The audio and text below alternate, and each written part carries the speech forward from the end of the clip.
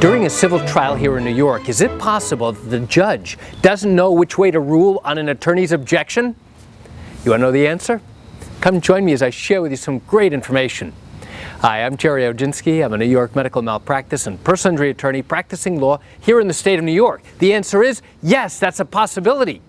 Now, what a smart attorney is going to do at the very beginning of the case, if he knows that there's a particularly thorny issue, a particularly thorny legal issue that's going to arise during the course of trial, the best thing that he can do is, prior to trial, give the judge a legal brief on this exact issue. It means that the attorney has come prepared. He's done the research. He now has given the judge case law to show how this particular issue is related to other issues that have already been decided.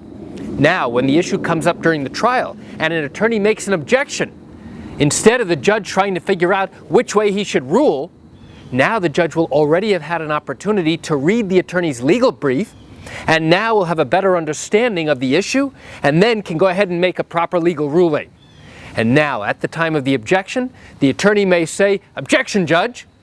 And now the judge is going to say, "Mr. Oginski, you gave me a legal brief on that, didn't you?" "Yes, Judge, I gave that to you at the beginning of the case."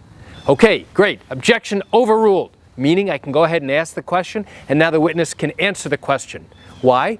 Because I gave him sufficient research. I did the work for him, so that now he had the information. The defense had every opportunity to do the same thing, but they, for whatever reason, chose not to in this particular instance. So, is it possible? Yes, it is possible. But you'll find that the best trial attorneys already have this issue briefed, have legal research ready to go, give it to the judge before or when it happens. Now, there's one drawback to giving that legal research to the judge when it happens.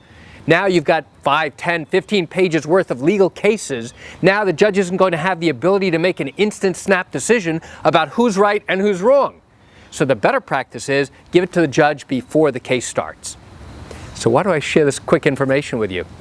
I share it with you just to give you an insight and an understanding into what goes on in these civil lawsuits involving accident cases and medical malpractice cases and even wrongful death cases here in New York. You know, I acknowledge and I recognize you're watching this video because you likely have questions or concerns about your own particular matter. Well, if your matter did happen here in New York and you're thinking about bringing a lawsuit, but you have questions that need answers first, what I invite you to do is pick up the phone and call me. I can answer your legal questions. You know, this is something I do every single day, and I'd love to chat with you.